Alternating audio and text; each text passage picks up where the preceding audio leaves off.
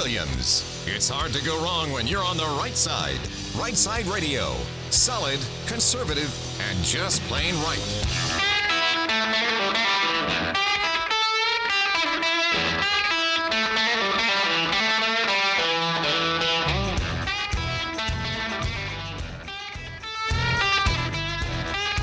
Alabama's syndicated news talk leader, Rightside Radio. Phil Williams here live in the Rightside studios, man. The local, the state, the national, covering down on all the issues. And like the dude just said, solid, conservative, and just plain right. Well, if you were watching on the video just then, you saw Boomer quickly flip around and turn on the soundboard that I had turned off. As I'm just yelling into my microphone and having no results whatsoever. I was like, wait a second. Oh, wait. That's what I get for coming in all dressed up, overdressed for radio. That's what it is. That's what it is. I'm just overdressed for radio, totally out of my element. Anyway, hey, how you doing? I'm good. Yeah? I'm ready for the show today.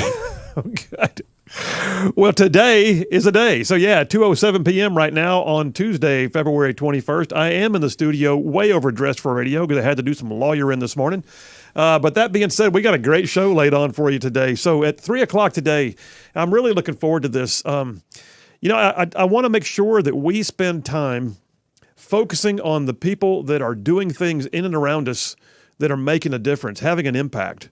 And so, if you've listened to the show for a while, how we have people on here and there that will come sit in studio with us and give us the straight skinny on what they're doing that is truly impacting their community. Well, one of those is coming in at 3 o'clock today, Elena Santilli.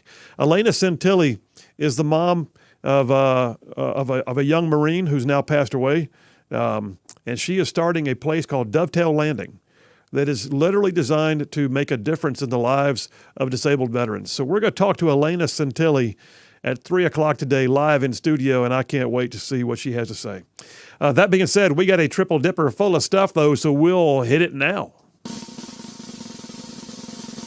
The Triple Dipper. 3 stories you've got to know. That's right, the Triple Dipper, 3 stories, 3 themes, if you will, that you have got to know as we run today's show. So number 1, the culture wars.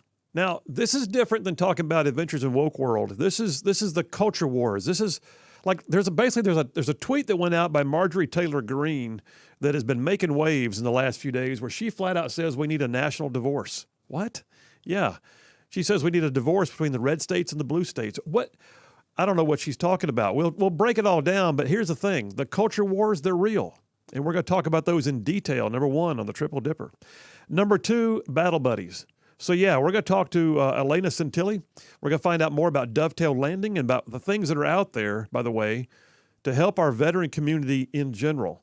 I mean, I got some information that if you need to know how to find a resource, believe me, the resources are there, and we want to steer you to them.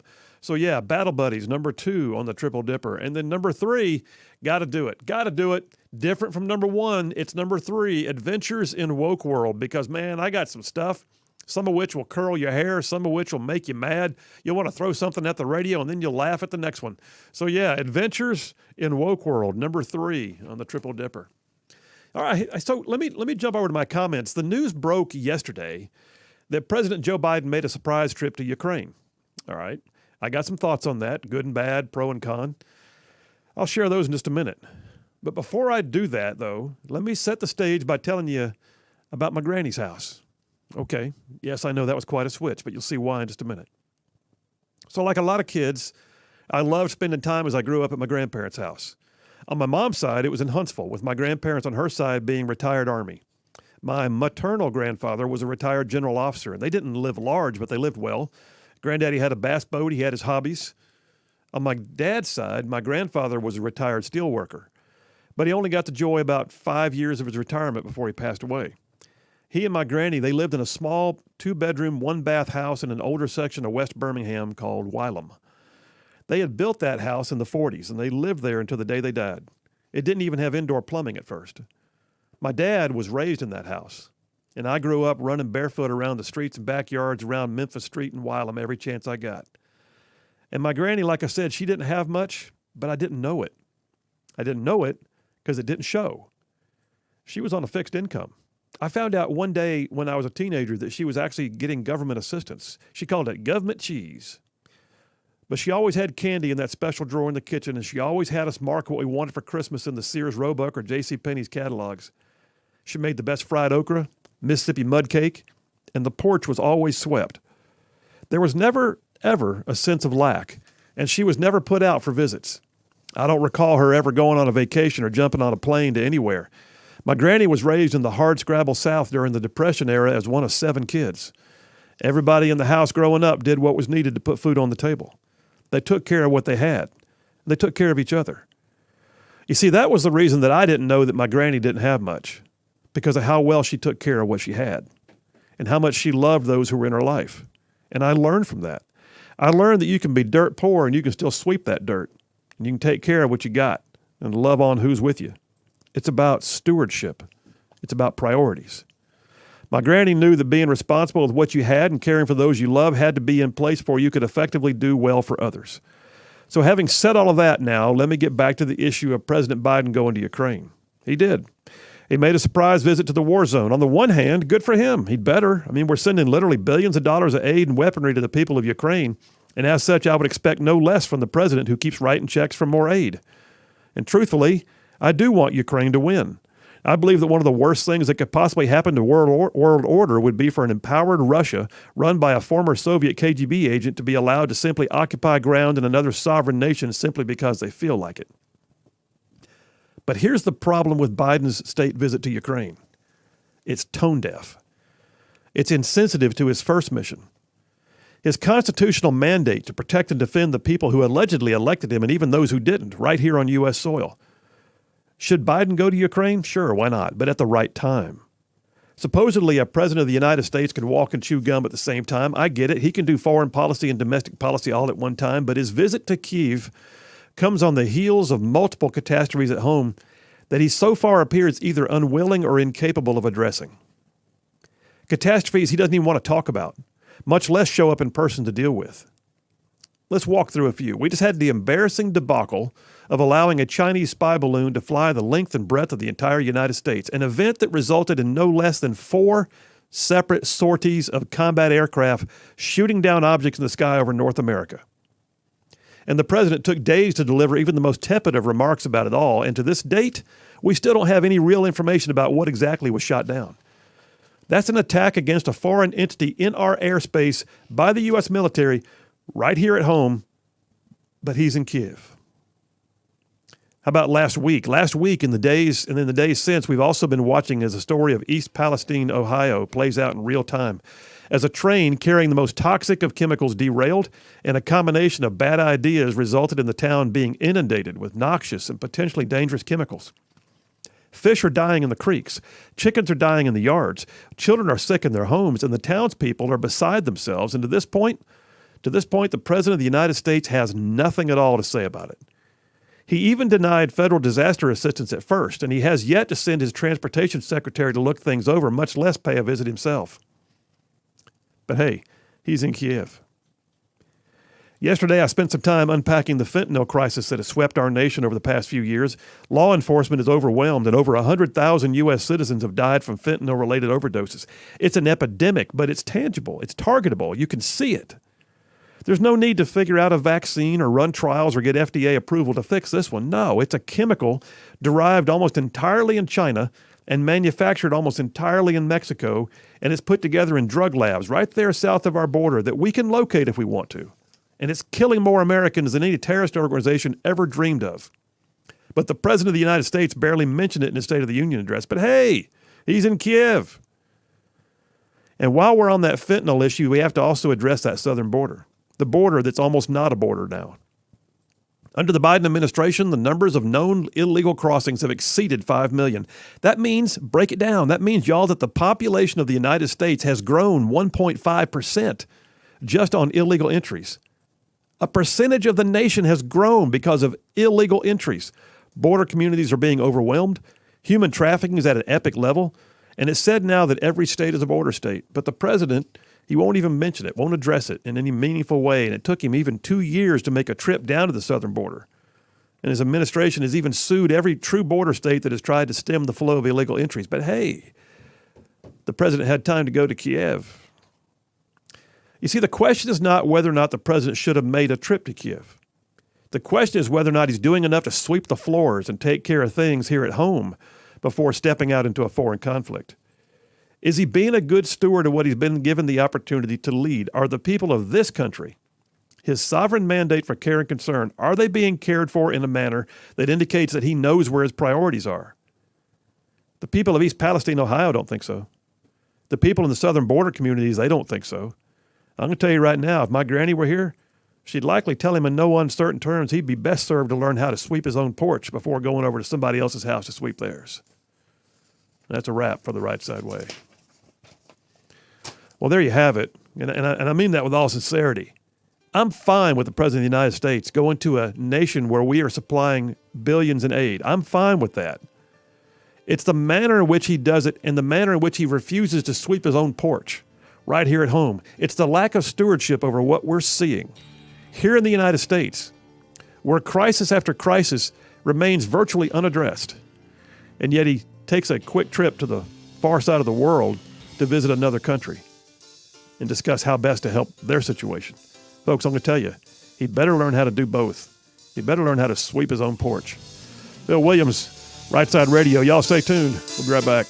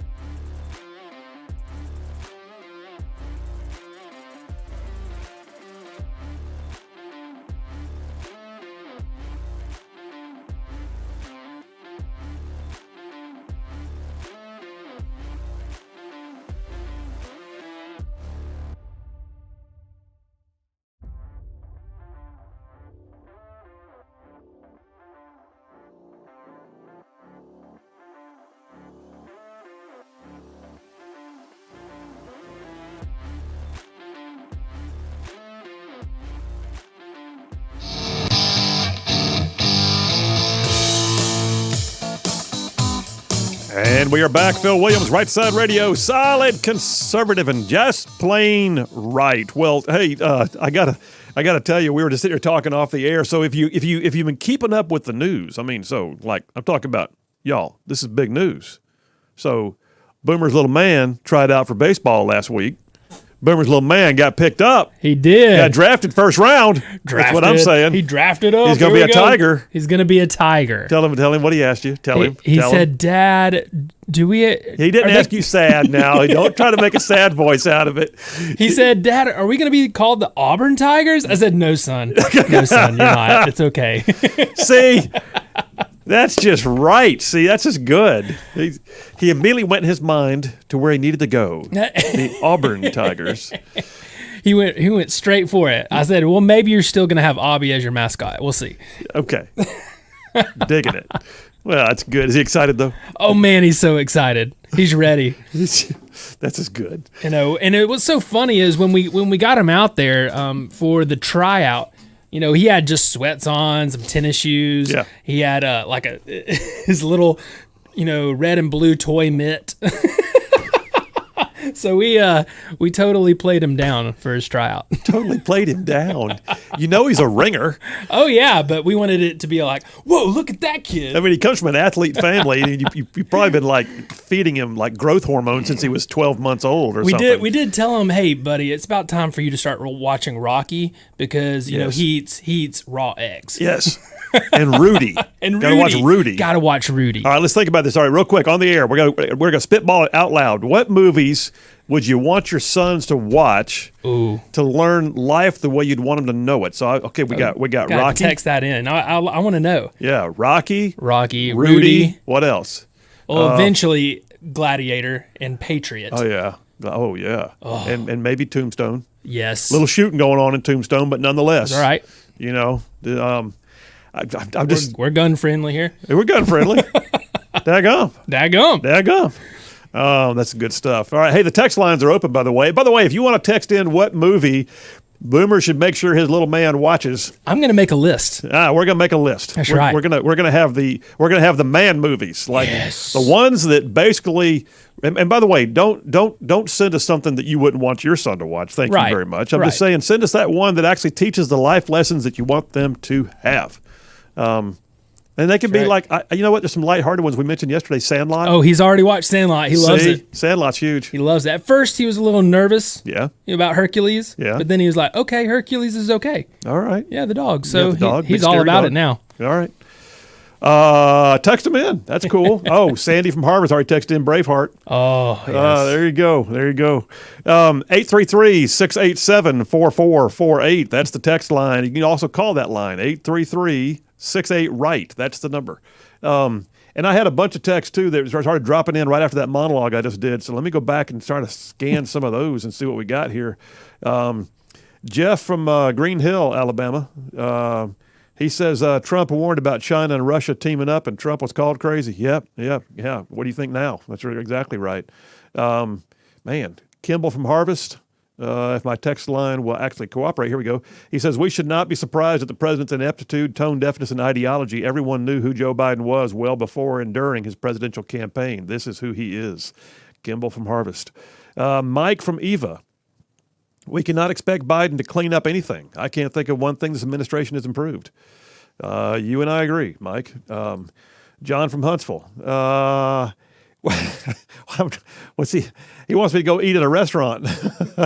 Call grandmother's house. That's got to be good food if it's called grandmother's house. Thanks, John. Let's check that out. Gary from Decatur. I think he's talking about a movie, Shane. Was it called Shane or was it called? I thought it was called something else. Not 12 O'Clock High. It wasn't 12 O'Clock High, was it? No, 12 O'Clock High was the war movie. High Noon. Was it High Noon? Maybe it was called Shane. Good on you. We got a new texter on the line, Jim from Huntsville. Jim, we appreciate you. We're putting your name into the system here, and he says a good movie for a young man is Secondhand Lions. I love that movie. Oh, that's a great Have you seen that one? That's a great movie. Secondhand Lions is awesome. Yes. All right, that's a perfect one. All right, Jim from Huntsville, you win so far, but they're all good. But yeah, Secondhand Lions is just, I love Robert Duvall no matter what. I mean, I'm trying to think of a movie I didn't like Robert Duvall in. Lonesome Dove, Open Range. Open Have you seen Open Range? Open Range. See, my It's been a while. testosterone is just expanding right now as we speak. My testosterone levels are increasing simply by naming these movies. Secondhand Lions is awesome. Yes. Jeff from Indiana texted in and says, I think too many kids have been watching the Rocky Horror Picture Show instead of Rocky itself. Oh, my gosh. That's awful. JT from Lacey Springs says, Quickly Down Under. That was a good one. Ooh, Have you I seen that like one? Quigley. Yes. Quigley. Man, that made me want to be a sharpshooter. I've always liked Tom Selleck no matter what. Yes. But, I mean, yeah, Tom Selleck, Quigley Down Under, good stuff. And JT from Lacey Springs says, your granny's a true example of not having the best things, but making the best things of what she had. Thank you. Thank you, JT. I appreciate that. He says, you may now skip Woke World. The comments of Basement Joe have been PO'd me enough already, he says. Oh, my gosh. Jeremy from Huntsville on the movie Red Dawn. Wolverines. Yeah. Excellent. The original Red Dawn, not the remake. The original. The yes. original Red Dawn. Yeah. Rita from Scottsboro, Field of Dreams. Oh, that was a good one. Ooh. And see, he's a baseball guy too. Yeah. Is this heaven? No, it's Iowa. Okay. Yeah, that's a good movie. Michael from Athens, We Were Soldiers, early as they're ready and often. So yeah. Soon as Pax is ready for that kind of fighting movie. I mean, first of all, it's a true story. Well, we're gonna come over. Well, okay. We'll come over and watch it. Let's do it. With Uncle Phil. Let's do it. I like it. Yeah. It's a great movie. And it's got Sam Elliott too, which by the way, your testosterone goes up anytime Sam Elliott's in a movie too. Yeah. He says, Sir, Sergeant Major, you're gonna need your long gun. Sir, I need a long gun. There'll be plenty of them laying on the ground. Awesome. All right, folks, Phil Williams, Right Side Radio. Y'all stay tuned. We will be right back.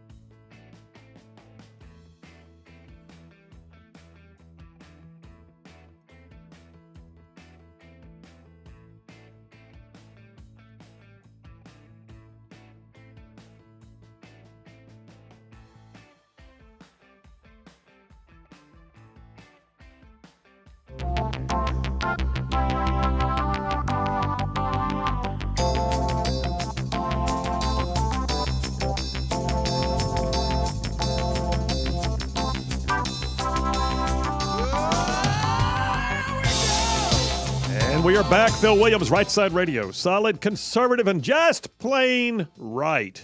I'm talking about we cover down on some ground across the great state of Alabama, from way down south of Birmingham, up north of Huntsville, Tuscaloosa, back to Gadsden parts of Georgia, Tennessee, Mississippi, thrown in just for good measure. The text lines blew up on this movie thing, Boomer.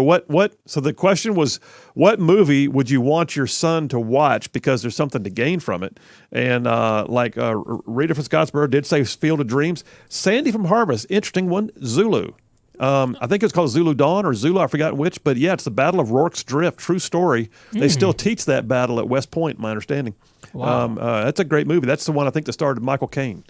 Roger from Ardmore says True Grit, the original. Yes. Fill your hands. I won't say the rest of it, but that's one of my favorite movie scenes of all time. Jim from Huntsville, what did he say? Jim from Huntsville, Secondhand Lions, he said it. I already got that one. Mm-hmm. Somebody said Little House on the Prairie. We don't have a name or where they're from. Little House on the Prairie?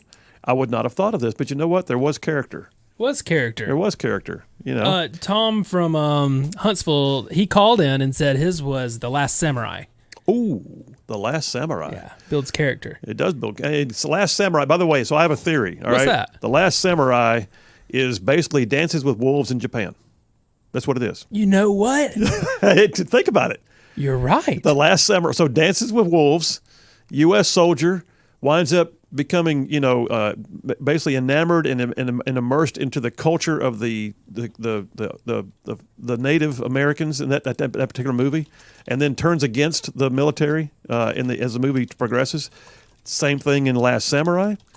Same thing, by the way, in Avatar. Avatar is nothing but the Dances with Wolves on another planet. That's all that is. On a different planet. What else we got? Bama from Grant, or was it Bama Grant? Bama from Huntsville says, not Porky's. No, we're not watching. The kids are not going to watch. No, that's not going to happen, man. That is no. Where are we at next? Saving Private Ryan, Dustin from Hazel Green. JT from Lacey Springs says any non-woke Disney like Old Yeller. Yeah. Old Yeller. Yep. I got another one said Big Fish. They didn't give us their name. Jamie from Hartselle, Open Range. I do agree. Open Range. Great lines. Things like, there's going to be men killed here today, Sue, and I'm going to be the one killing them. I mean, how do you argue with a line like that? I can't even keep up. I know. There's so many. There's so many. I mean, the texts are just flowing in. Oh, Bryant from Huntsville, one of my all-time favorites, The Book of Eli. Yes. I actually just watched that the other night again. Did you really? I love it. That's one of those that if it's on, Charlene knows if I'm flipping the channels and I see it, I have to pause. You're stopping right Because there. it might be at the scene where he fights him off in the bar. It might be. I got to be there if that's what just got to, just saying. I can't even stop doing this. One of my all-time favorite movies. I've actually taught leadership using this movie. Alex from Elkmont, The Last Castle. You ever seen that? Yes. Robert Redford. Man. I mean, I actually used that movie to teach leadership. Good movie. I'm totally blowing off the dippers right now. We are. It's all right, let me get busy. Pax's fault. We are not blaming things on my nephew. No, we're not. All right. So, hey, let me do this. Number one of the Triple Dipper, culture wars. All right. This is not woke world per se. Woke world can play into it, but here's the thing. The culture wars. So just some terminology. You hear people all the time talk about dealing with matters of public policy or dealing with things that are, fiscal in nature. They're talking about finances or tax cuts or whatever else. But the realm of public policy that deals with the things that go straight to the heart a lot of times, that deal with stuff that deals with values, is often called culture wars or cultural battles. And the culture wars have become far more pronounced in recent years. I mean, like in my lifetime, I don't know that granted, we had the turbulent 60s, we had the stuff happening in the 70s, the 80s was called hedonistic, whatever. But I don't think I've ever seen such an attack on traditional values like what we're seeing here in the last few years. And it's everything from critical race theory to transgenderism to the LGBTQ plus 2IA whatever agenda to looking at education and whether or not teachers should be, sexualizing small children as opposed to just teaching them reading, writing, and arithmetic. It's the things that we care about that are more like kitchen table issues. Now, granted, we don't not care about finances. We don't not care about tax cuts. But here's the thing. We are seeing more and more the attacks on values.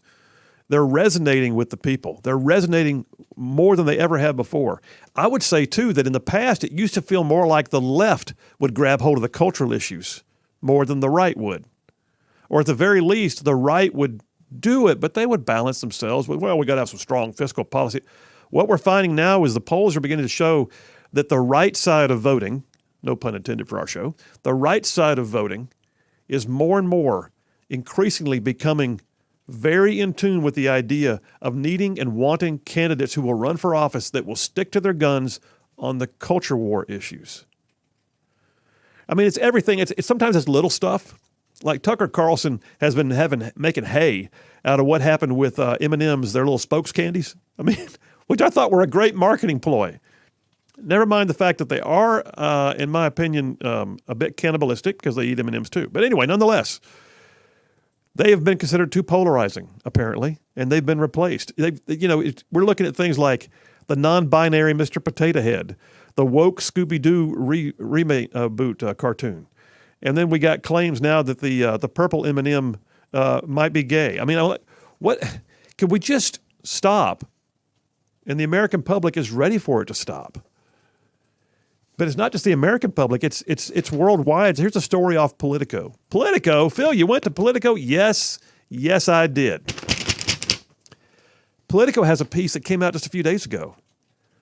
Y'all, I'm just telling you, culture wars are mattering on a regular, daily basis, even in the public arena in other countries. It's not just here. Nicola Sturgeon. She was the first minister of Scotland. And the manner in which the UK the United Kingdom is set up politically, the national government has the final say on things, but the England, Scotland, Wales, they have their ministers, and the first minister of Scotland, Nicola Sturgeon, was very liberal, extremely liberal, very woke, began to move more and more to demanding that the laws be changed to address what she referred to as legally changing genders. And she did. She and her party managed to get it through that there was going to wind up being, transgenderism would be considered the way of Scotland. And the UK government finally had to announce it was blocking some of those reforms, saying that they were incompatible with wider UK law. Well, that created all the thing, and then the scandal happened. Because of her policies, Nicola Sturgeon's policies, a scandal happened when a violent rapist convicted of 2 rapes, a man, obviously, decided he was a woman, and her policies were having him placed in a female prison. And the public suddenly woke up, and the first minister of Scotland resigned. That's where we are in the culture wars. People are having enough. It's one thing to say that you want to go and live a lifestyle. It's another thing to force that lifestyle upon everybody else in complete contravention of their values and their mores, their desires, and even their personal safety. Well, I got a piece here from National Review. It's very solid. And it talks about a new poll that came out. This came out just, 5 days ago. National Review. GOP voters confirm that culture wars are not a sideshow, meaning this is a big part of what we care about now. This is real. It says the so-called culture wars have long been relegated to the position of lesser or second-class issues among some conservative elites, like an unserious or at least, sort of secondary level of attention. The culture war was often considered to be a distraction. And people like Jonah Goldberg would write things and say, literally their headline would say, the culture wars are a distraction. Mitch Daniels, the former Republican governor of Indiana, he once urged a truce on the so-called social issues so they could focus on the budgets. Like social issues don't matter. Well, they do. in the new study that came out by a group called the American Principles Project, it polled over 1,000 Republican voters. And this is an advocacy group. They're a conservative, culturally oriented, right-wing group. But the poll surveyed 1,000 people, and that's a large base, by the way, for a poll. The poll went to 1,000 different respondents who came back showing what they call significant GOP voter enthusiasm for doing things like banning same-sex medical procedures on minors, 76%. Prohibiting biological males from competing in girls' sports, 69%. Requiring age verification measures for pornographic websites, 86%. All this reaffirms, the article says, that there's a culture war hawkishness right now on the right, that we're sick and tired of watching our values be thrown away, that we are literally ready to have a candidate who will not just talk to us about tax relief and saving Medicare, and those things are important. We want to know that someone will go to D.C. and not just talk the talk, they'll actually walk the walk when it comes to saving the traditional values that the Republican Party supposedly stands for. Here's a great quote from the article. It says, what this tells us is not that the Republican voters are necessarily left-wing on economics, not at all, but that the primary impulse that drives them to the polls now is a desire to protect their culture, their way of life, that it enshrines from the powerful forces arrayed against us. Folks, I think that's where we are. I'm going to come right back and kind of wrap that up with a piece from the City Journal. But listen, the culture wars, they're real. Culture wars just took out the First Minister of Scotland.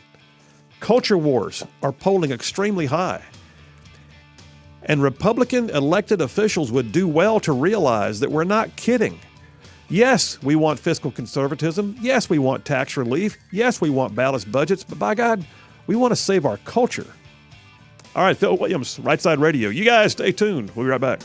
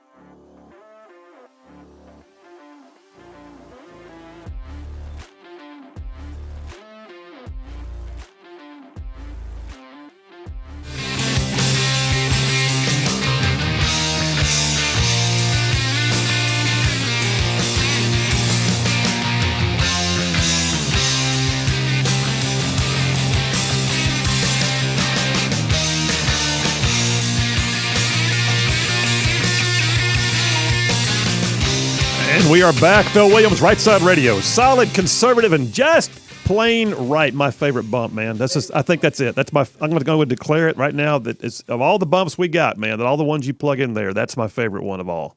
Black Crows. Yes. Woo! Woo! Woo! I'm like, I got praising hands going right now in the studio with Black Crows playing. Is that possible? Yeah, I like it. There. Hey, the text lines are still blowing up. I'm going to finish up this Triple Dipper piece on Culture Wars in a minute, but I got to tell you, we're still getting tons of movies.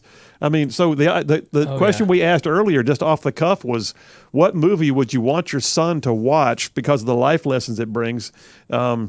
And I don't know that some of these should ever be shown to a child, but there's some great ones in here. Golly bum, what else have I got? Where did it go? I had one a minute. Oh yeah, Roger from Ardmore has Kingdom of Heaven. You ever seen that one? Yeah, that's pretty good. That is pretty good. JT from Lacey Springs is pushing me for a 3-dipper day. We'll see if it happens. I don't know, man. I don't know. Apollo 13, Dustin from Hazel Green. That was Houston. We have a problem. Yeah, that was a good one. Barry from Gunnersville. I'd forgotten about this movie, The Last of the Dogmen. You ever seen that one? I think I have. Yes, that was a great movie where they find a group of Sioux warriors who had escaped into the back mountains of the Rockies, I think. Yes. The Last of the Dogmen. That was a good movie. Tom Berenger, I believe, was in it. Why do I know that? Apparently, I'm quite the movie aficionado. The names of the people. I'm like, wow, I just do well to remember the movie, not the actors.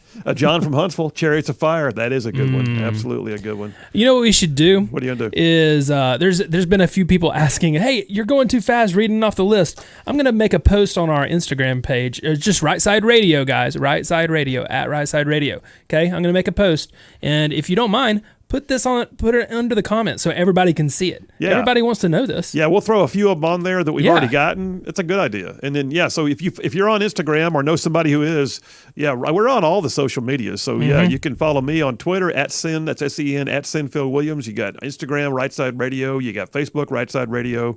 Our website, you can find links to all of them, rightsideradio.org. All that's there. Yes. All right, hey, let me jump back to this last article I got. So I don't know if you saw this or not.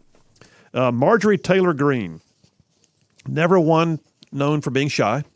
Marjorie Taylor Greene, the very conservative congresswoman from Georgia, she put out a post the other day. In fact, I'm looking at it right now, as a matter of fact. She says, we need a national divorce. We need to separate by red states and blue states and shrink the federal government. Everyone I talk to says this, she said. From the sick and disgusting woke culture issues shoved down our throats to the Democrats' traitorous America Last policies, we are done. That's hurt. Now, okay, I will say this.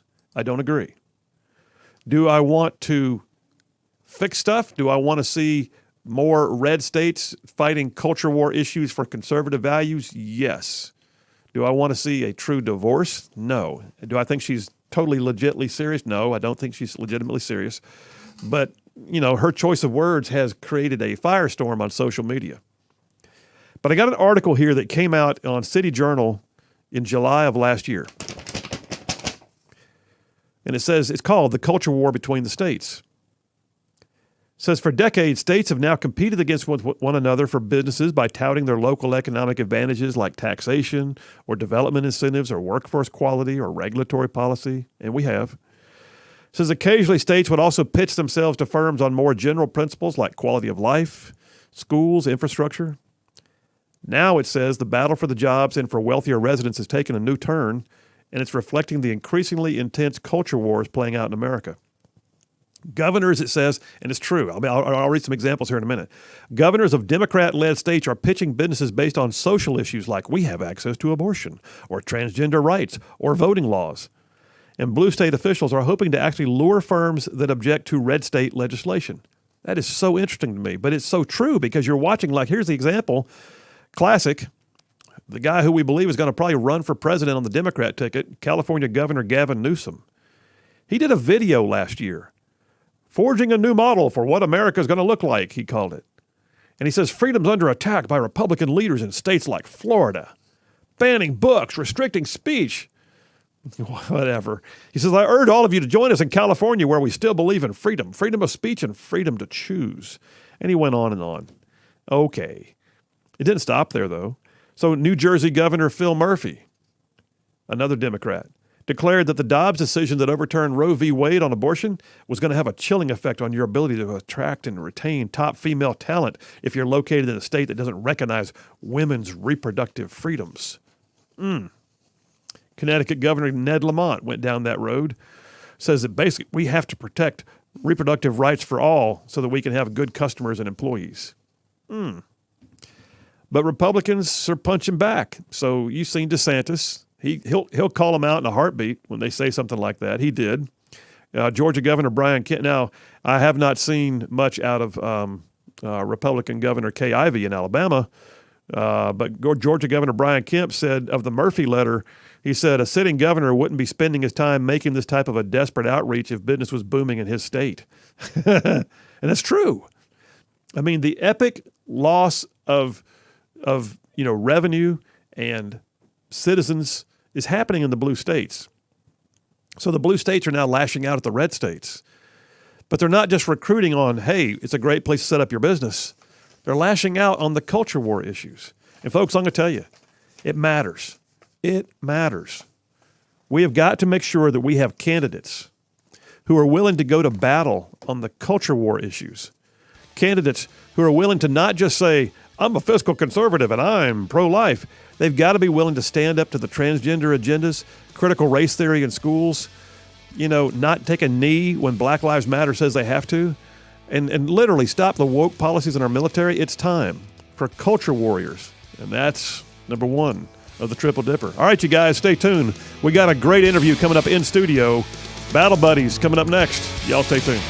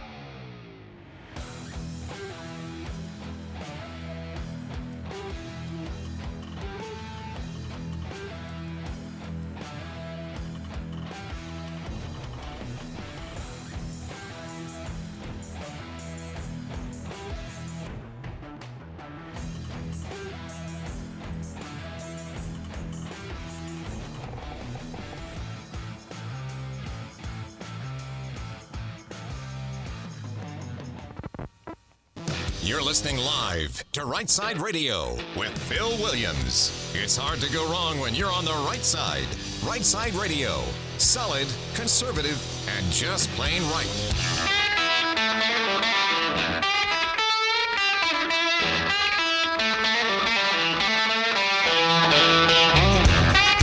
Alabama's syndicated news talk leader, Rightside Radio. Phil Williams here live in the Rightside studios, man. Hour number 2 already. Local, state, national. We cover down on all the issues, and like the dude just said, solid, conservative, and just plain right. Well, I'm not sure how it's already hour number 2. Remember, that just like flew by. I know. I don't get it. But anyway, it must mean we're having a good time. Yes, sir. Hey, listen, we have somebody in studio right now. I'm already bracing myself because just talking to Elena Santilli during the break is already starting to run my emotions. But Elena Santilli is here in studio.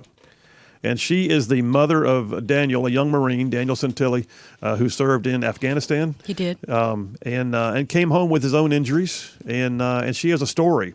And you know, this show, I've said more than once that this show is supposed to be bigger than just me sitting here talking about politics or whatever else. I want to make sure this show does every day what I call the 4 E's, that we're going to educate, enlighten, empower, and entertain people about things that are going on in the world around them, what it means to walk as a conservative in today's world, and also, by the way, to hear the stories of real people who live around you, who are doing things that are bigger than themselves. And one of those is Elena Santilli, who I just became aware of most recently through a mutual friend, Greg Rains.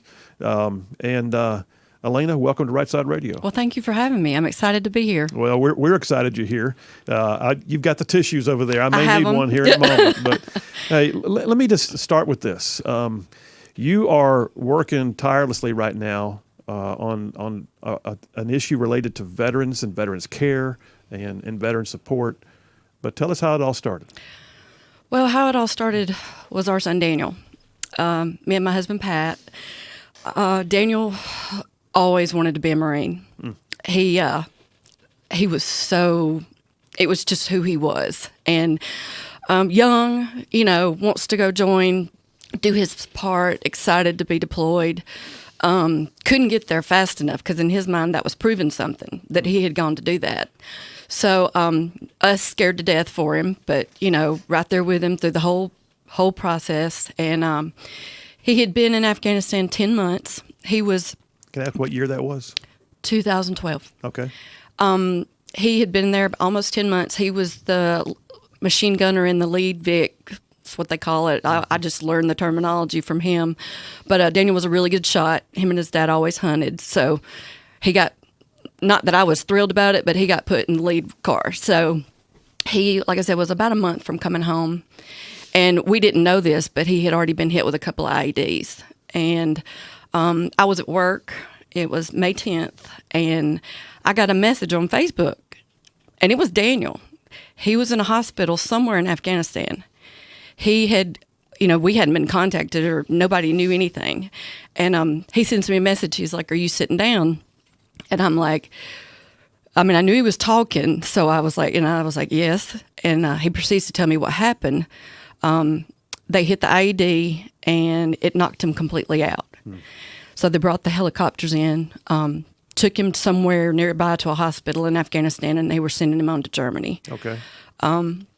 Daniel came home from that with TBI and PTSD. He wasn't discharged or anything yet. So traumatic brain injury and PTSD. Okay. And PTSD. All right. And we began that journey. He was home for a little while, but he had to go back to Lejeune.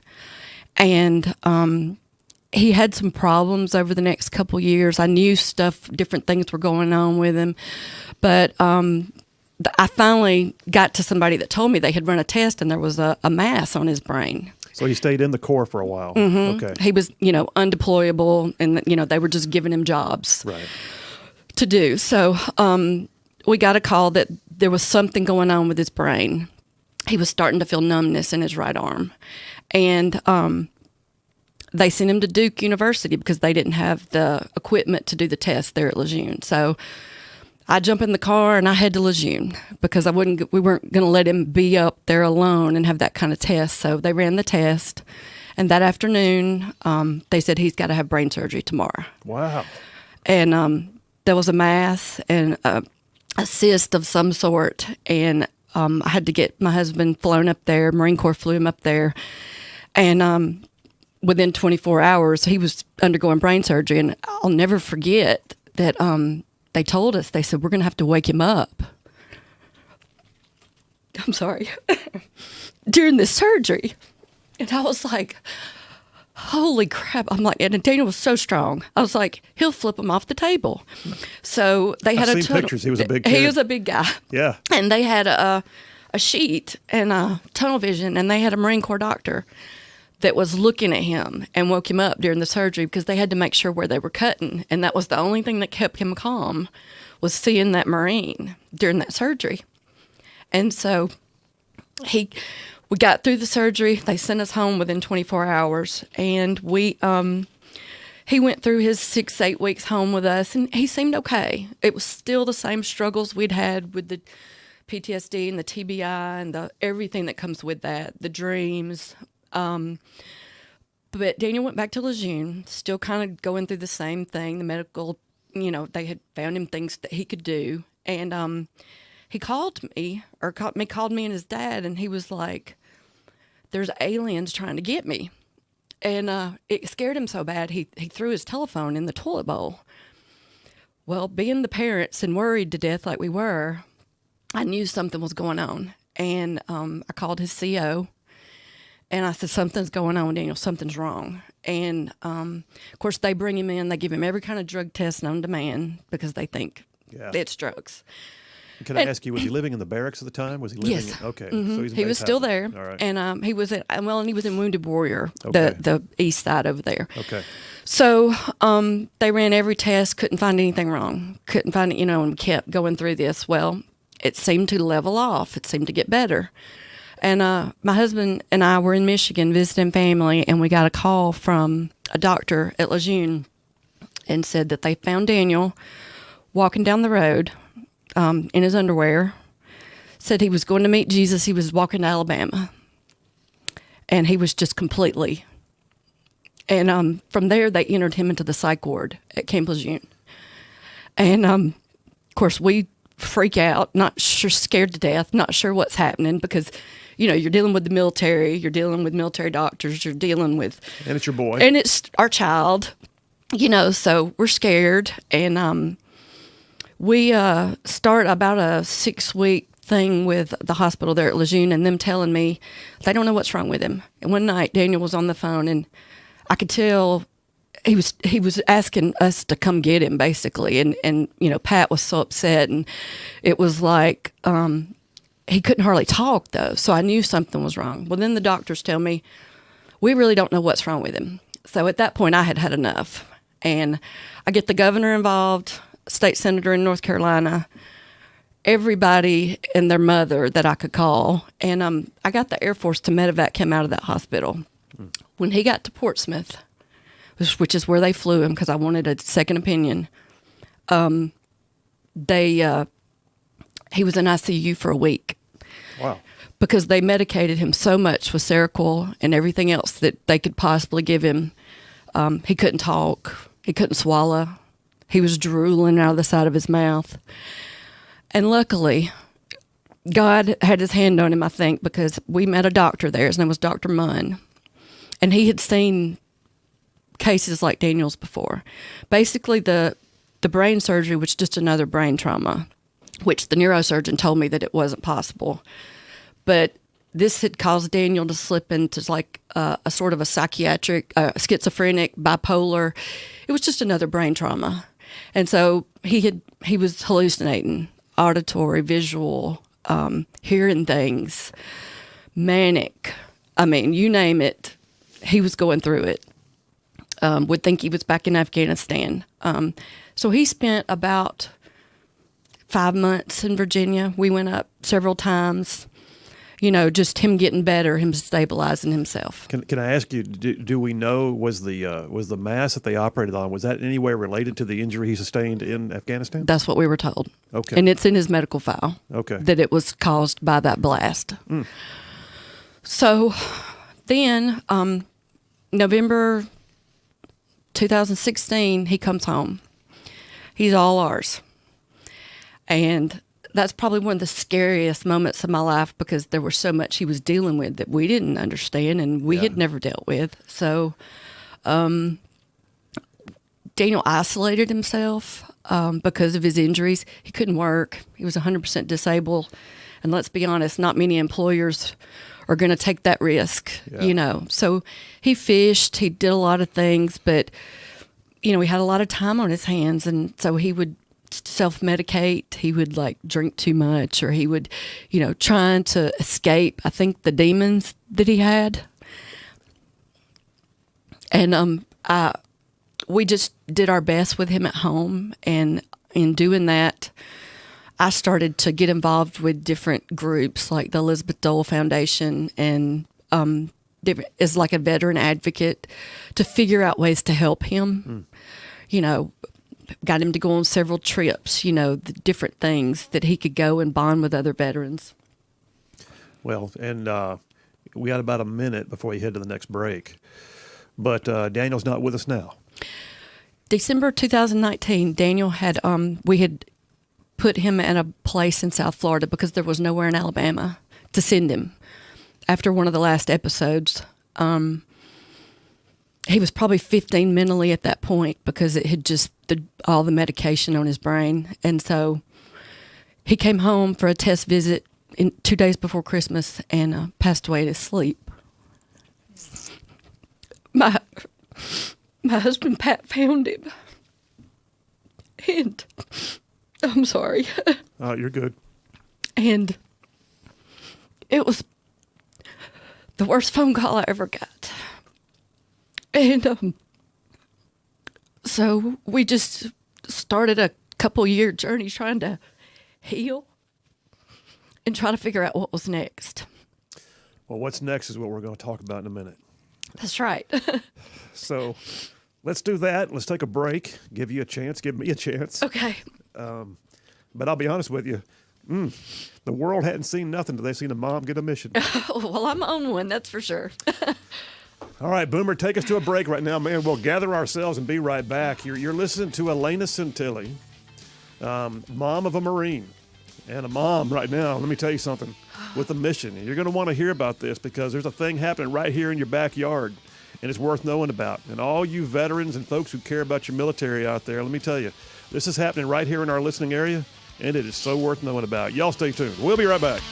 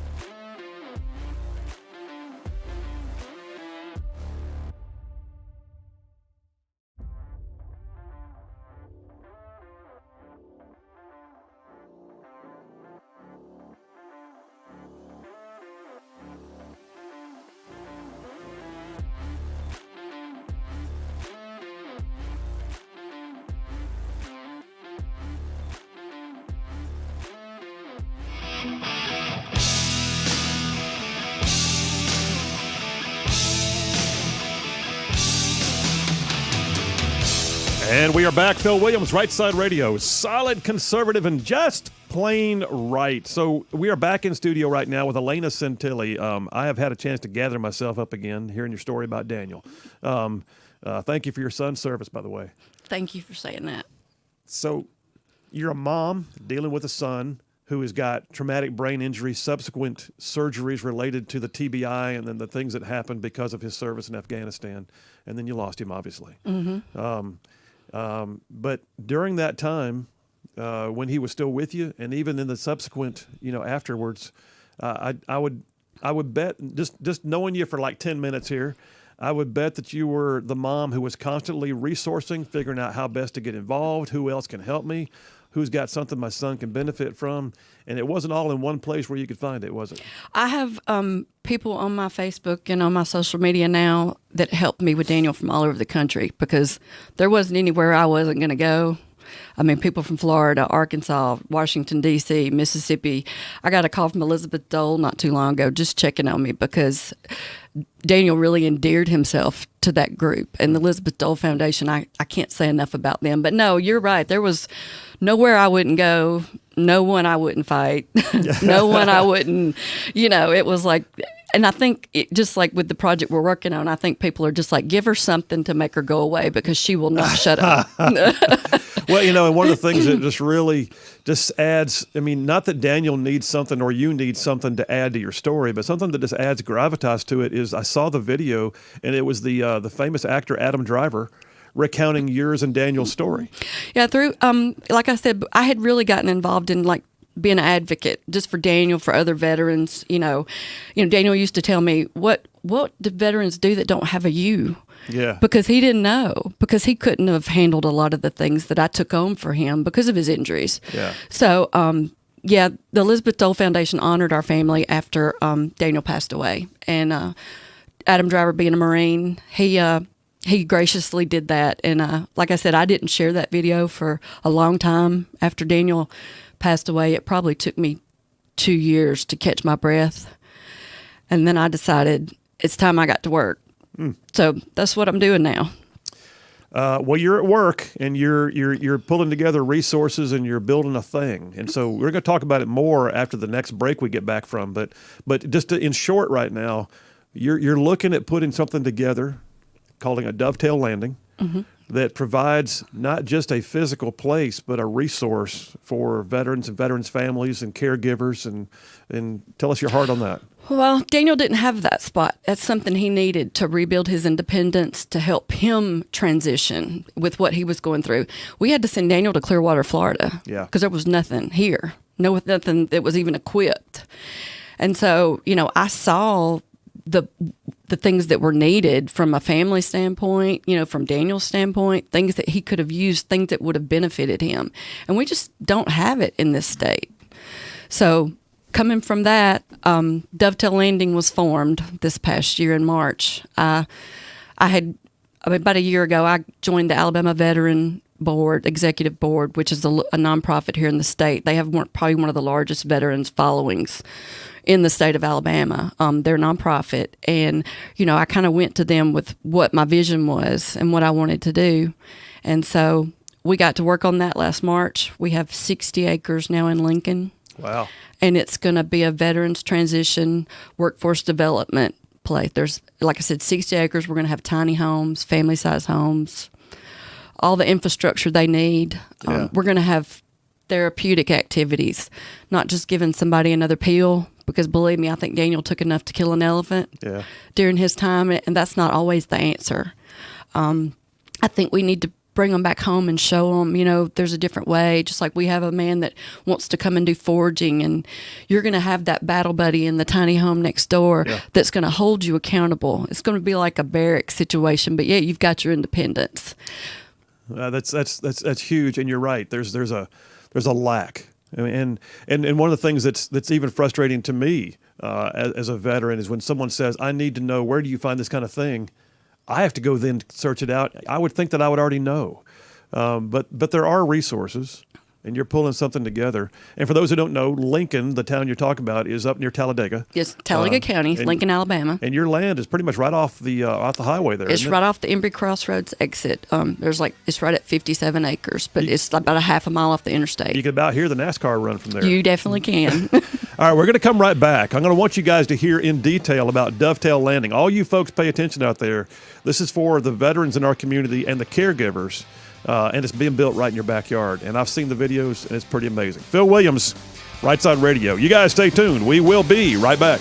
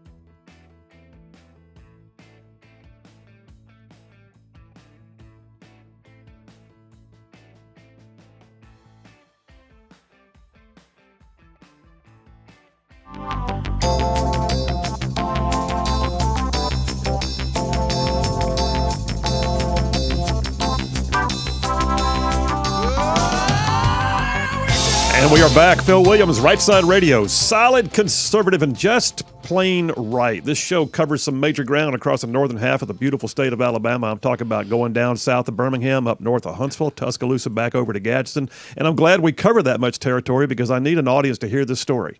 So sitting here in studio with Elena Centilli, talking about her son Daniel, Marine who served in Afghanistan.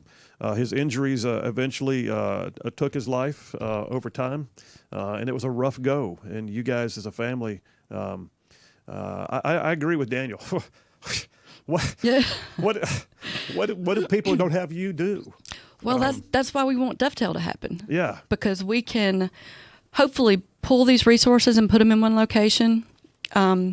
And we can have things there where you're not calling 15 numbers and you're not being sent here and sent there and call this person and call that person. And everybody that's ever dealt with the VA knows that. And I believe me, I'm not bashing the VA by any means, because part of the biggest support I had with Daniel was the caregiver support program in Birmingham at the Birmingham VA. Teresa Voller, Gunny Talbot out of Atlanta with Wounded Warrior.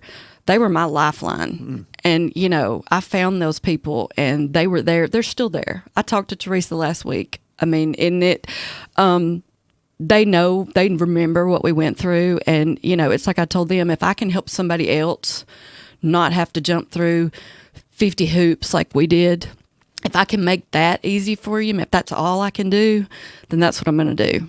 Well, and you guys were able to get Daniel to different places. I mean, you mentioned there was a place down in Florida. You mentioned that there was one up in Montana during the break. You told me that he really liked.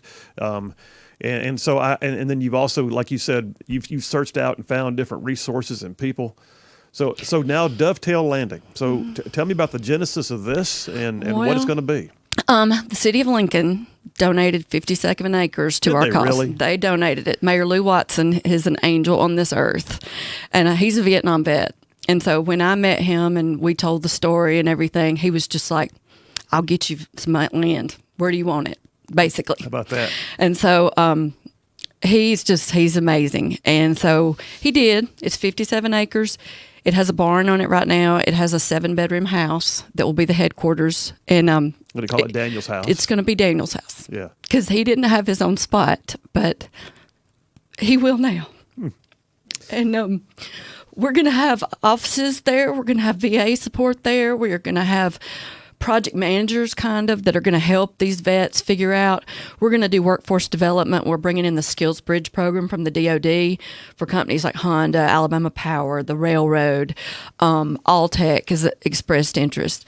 You know, like Alltech even told us, you know, like we will get them, the vets there. They can do 60 to 90 or 90 days to 6 months training. Then they can pick a spot anywhere in the country where we have that, you know, we have a place for them to work. Yeah. They can, you know, Jeff State, we're in talks with them about workforce development, helping them finish their GI Bill. You know, the 30 homes are going to be there as their support. It'll give them a place to stay. They're going to have their meals provided. And, you know, we know there's going to be families with small kids, so we're going to have family-size homes. There's going to be a chapel. There is going to be a computer lab. We're going to help them build their resumes. We're going to have those resources there on site, and even for the caregivers, because I know it just as well as anybody. That veteran is not serving by himself. Yeah. Daniel's whole family went through this with him, you know, and meeting other caregivers, you realize they need the support too. We're going to have some tiny tree houses that are going to be like respite care. We're going to add that in there because I understand what that means. Place to take a break. So this is already underway. I mean, it's not like this is not you saying this is going to happen one day. You guys have already broken ground. Yeah, Dovetail Landing, you are a 501c3, am I understanding? Alabama Veteran is. Okay. Dovetail Landing is an LLC. We're a subsidiary of Alabama Veteran. They're Okay. the 501c3. Okay.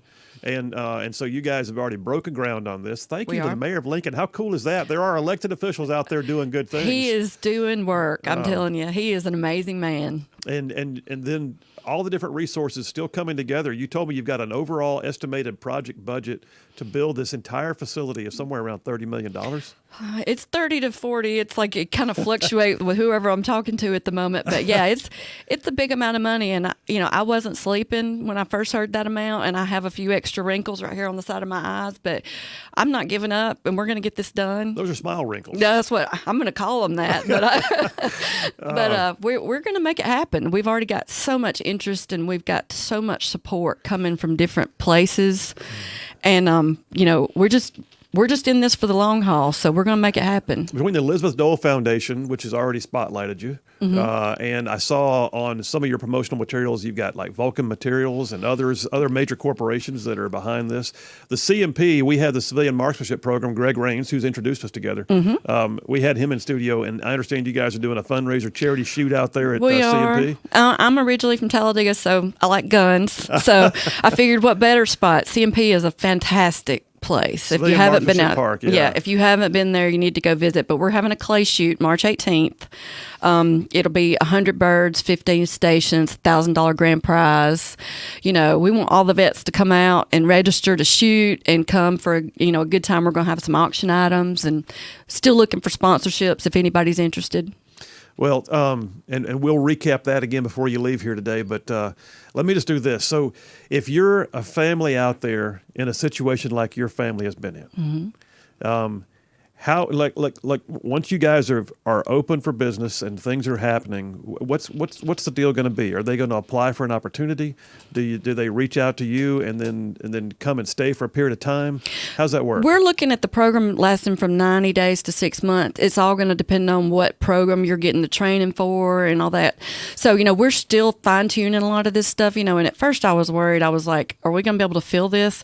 And now I'm worried about how long of a waiting list we're going to have, because I've already had so many people reach out and be like, I know 5 veterans this would help right now. Yeah. So it's like, we're going to have them on site. We're going to find out what kind of training they want, let them know what's available. We're going to get them trained as much as we can and get them back on their feet and transition them and learn how to be a civilian again. Yeah. Transition to that, because the military, it's different. It's like, okay, you're not Staff Sergeant Centilli anymore, but now maybe you're Team Leader Centilli, because that identity goes away. And that's what we have to help them do. We have to help them re-identify in a different way. Yeah. And also at the same time, show them where the resources are that they can take advantage of. People don't realize we've got things like Veterans Court, and we've got other resources through not just the VA, but you've got 501c3s like your own, or still serving veterans out of Huntsville, or other organizations that literally are just there to help you plug in and find a place. And just get back on your feet. And it's just, it's just so important, I think, for us as a society. Because, you have the big government agencies, and I think a lot of these vets get lost in this. But, we as a people, we have to stand up, and we have to do something for these guys and these women that have served and that have defended us. And I mean, it's like, I just feel like it's my responsibility.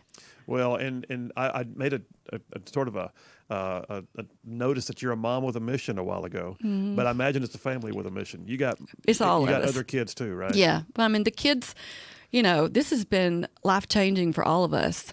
What Daniel went through, losing Daniel, I mean, it has been life-changing. And I had one of the state representatives tell me, Elena, this is truly transformational. And, it took me back a second, because I think I'm so focused on getting it built. But then I caught myself, and I think 10 years down the road, we are going to transform some veterans' lives and their families. We're going to do that. We are going to be transformational. And that is what Daniel would want me to do. Well, I completely agree. And, on behalf of everybody here at Rightside and this huge audience that we've got, I want to thank you for not laying down on the job. I wouldn't know how. No, you wouldn't know how. I can tell already. And at the same time, if folks want to support what you're doing, if they want to get more information about what you're doing, if they want to show up at that clay shoot, to help raise money for what you're doing, how do we do that? Alabama Veteran, you can contact the website, Alabama Veteran. They have all our contacts. But on social media, we're on there as Dovetail Landing. Our website is not quite ready yet. But if you go to Dovetail Landing on any platform of social media, you can contact us, info@dovetaillanding.org.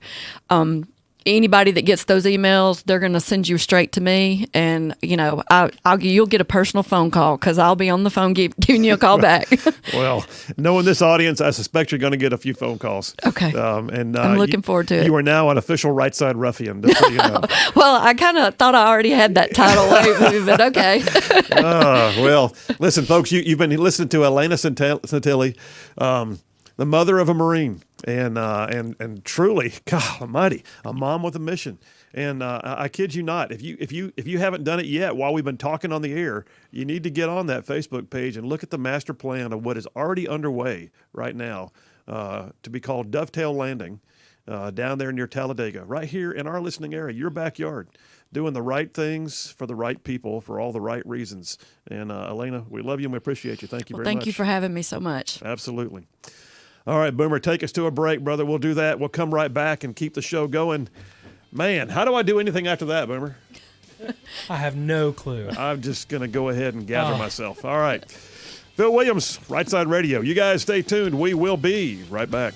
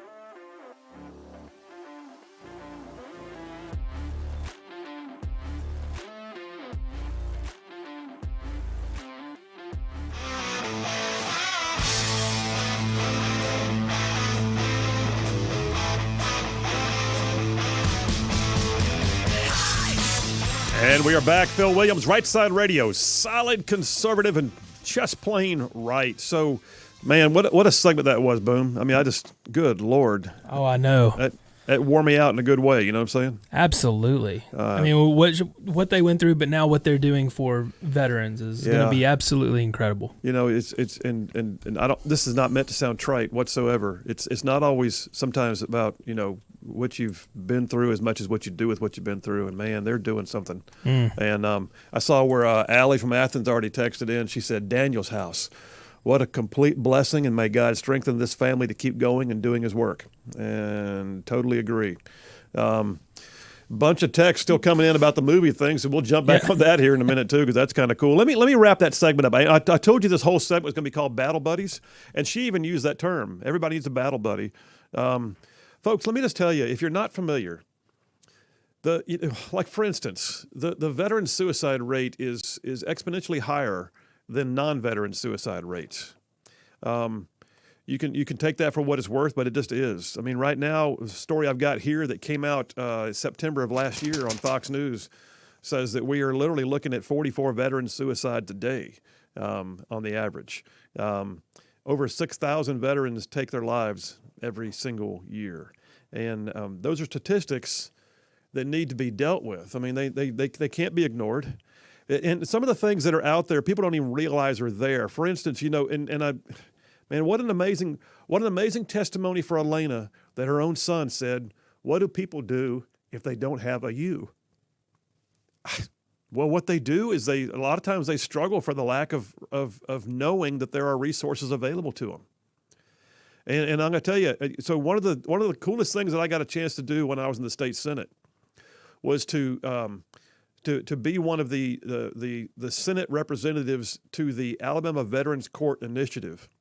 And that was an opportunity to put together, in the legal system, to put together a resource-based opportunity for veterans, which is now, I want to say, in something like a dozen counties here in Alabama. Etowah County, where I'm sitting, is one of them. And that Veterans Court Initiative, what it basically does is it's not uncommon to have someone come into the court system, maybe a criminal charge of some type, or something that's happened because of their mental illness or thing. Anyway, the bottom line is it's not uncommon to have a veteran come into court having no idea that there are resources that can help them. And this Veterans Court, what they do is they will identify those, and they will have a day set aside where there will be a Veterans Court Day. And then they will try to make those cases all come together on the same day, and at the same time, they'll have those resource-intensive opportunities personally represented in the courtroom. So if the judge sees an opportunity, he'll say, former Staff Sergeant so-and-so or Specialist so-and-so or Lieutenant so-and-so, you may not know it, but that man over there might be able to help you with a situation. And I will put you in that program, and you'll avoid jail time if indeed you can talk to him or her and go through that program. And you may find that there's VA resources for mental health, for medical treatment, for job skills training, things you didn't know were out there, and they do that. That Veterans Court Initiative has been something that Alabama has, and I'm very proud to have been a part of getting it started. There's any number of things too, like we have organizations aside from Elena's organization. We have another one that I've even had on this show before. Still Serving Veterans is the name of the organization, SSV, the Still Serving Veterans. They have a major chapter out of the Huntsville area. You can look them up online. Still Serving Veterans.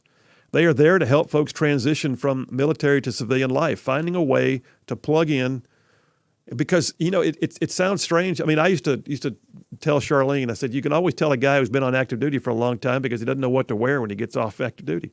My dad, the night literally January 1 of 1983 was his first day of official retirement after 21 years active duty. I'll never forget, he came downstairs. I was sitting downstairs watching New Year's festivities on TV, and he walks in the room. It's 12:01 midnight. And he looks at me and he goes, "I'm a civilian. What do I do?" And I thought he was kidding. And then he looked at me and goes, "I don't even know what to wear tomorrow." He turned around and walked out of the room. It's a transition. I mean, there's a lot of stuff that carries over and makes you a better person for civilian life. And there's a lot of stuff that just stops, and you have to figure out how to refill that gap. And organizations like Still Serving Veterans, the VA, the Veterans Courts initiatives, what Elena is doing with Alabama veterans and building Dovetail Landing. I'm just saying, these folks are out there, they're ours, and they deserve the best we can possibly give them. And if you're not familiar with these resources, I'll be honest with you, if you're not familiar with these resources and we can help you here at Rightside, you text us or call us and we'll do what we can to plug you in. But then there's also just the fact that those of us that are doing fine need to know how best we can help those who are not doing fine. And so you've got any number of opportunities right now that are out there. Even if all it is you go and join us, like Boomer and I already talked about how we're going to try to be at the clay shoot for Elena's organization here in a few weeks. And by the way, if you've never done a clay shoot at the Civilian Marksmanship Program, you're missing out. So bring your shotgun and prepare for a day at what I call a Gantry Club, because it is epic good. Have they started running their ads, Boomer? They're one of our new advertisers, the CMP is, right? Yeah, we started yesterday. Oh, yeah? Okay, the ads are already up there. The Civilian Marksmanship Program is advertising on here, and that's where we're going to be coming up here in a few weeks for Elena's fundraiser for Dovetail Landing. Just very cool. Very, very cool. I'm thankful for her and her family and what they're doing. All right. Hey, listen, the text lines blew up. So if here's the question. We're going to keep this question thread going. What movie would you want your son to see? Because it is so filled with life lessons, and so we've thrown out a bunch of them so far. I mean, it like the list keeps growing. But oh man, yeah, it just keeps go. I can't keep up. So have you already got it up on Instagram? I have it up on Instagram. So at Rightside Radio on Instagram, and you can start just commenting on there as well. Wow, that's a good. I mean, I'll read some of them out when we get back from the break. But suffice to say, the audience has grabbed hold of this one, and of our hundreds and hundreds of people in our texting system alone, we're getting. We need to start keeping track of which ones are being repeated, because those may wind up being the winner. Oh, that's true. Like I'm seeing Apollo 13. Dustin from Hazel Green says Apollo 13. He's the second person to say that one. Is it Mike? We got a new texter, Mike from Battleground, Alabama. Yes. I love that place. Battleground, but what a name, Battleground, Alabama. That's over yonder in Coleman County. Battleground, Alabama. He says Big Fish. That's the second or third one we had on Big Fish. All right, folks. Phil Williams, Rightside Radio. You guys stay tuned. We'll be right back.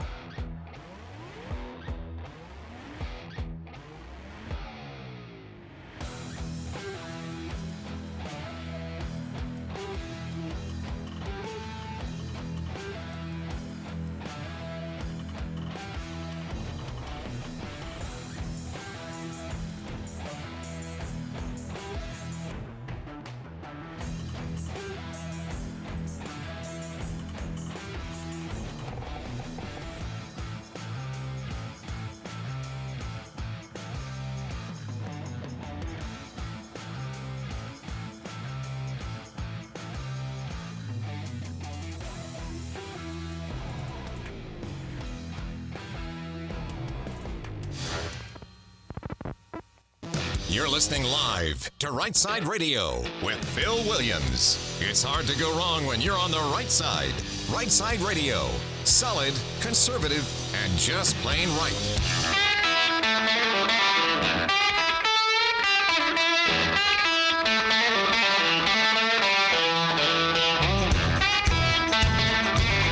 Alabama's syndicated news talk leader, Rightside Radio. Phil Williams here live in the Rightside Studios. Man, hour number 3 already. Local, state, and national. Covering all the issues, and like that dude just said, solid, conservative, and just plain right. Man, Boomer, the movies keep flowing in. The movies keep flowing in. I'm looking at some of these, and they're awesome. So let me jump in here and grab a few. The text lines are open, by the way, 833-687- 4448. It's 833-68-RIGHT. So if you are going to show a movie to your son, your grandson, and we just said son because we did that because it was Boomer's little guy we were talking about. What movie would you think has the best life lessons? So I've got like multiple coming in here. Let me see if I can find one.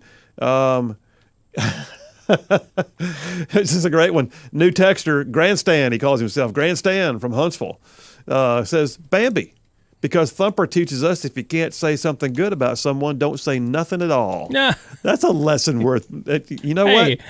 Yeah, absolutely. If you can't say nothing nice, then don't. Yeah, exactly. That's a good one. What else have I got here? Lee from Huntsville.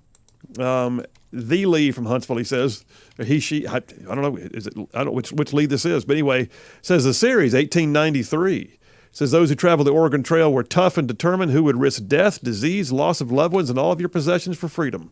That's a worthy listen. That's Lee. That is Lee. That is the Lee? Lee, yes, the one that calls in. That's the Lee that calls in. Okay, yes. All right, great.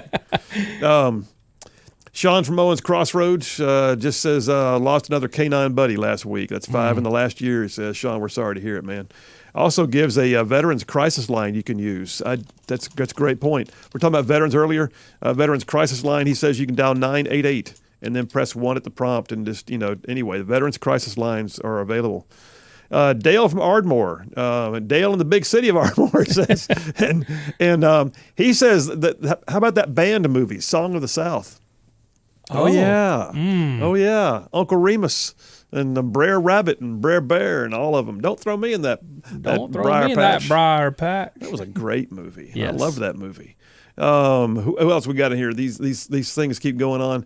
Rita from Scottsboro was just saying that she was just that Elena just really got to her. Says my heart's breaking for that sweet lady, and it's legit. It's heartbreak, but I love what they're doing with it.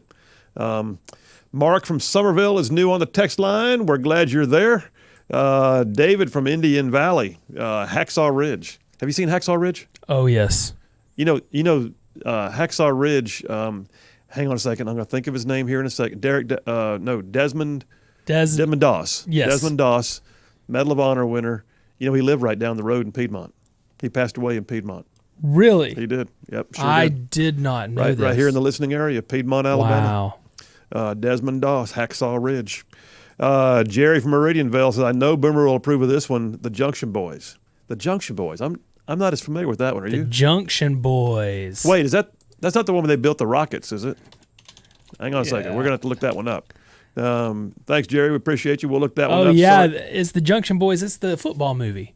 Oh, yeah. Yeah. Oh, yeah. There was another one that came out that was a football movie that was great, too, just recently called 12 Mighty Orphans. Have you seen that one? Oh, man. Oh, yes. my gosh, that's a good movie. That's a great movie. 12 Mighty Orphans. True story. Several seasons of Chuck Connors and Johnny Crawford in The Rifleman. This is old school, but that's good stuff right there.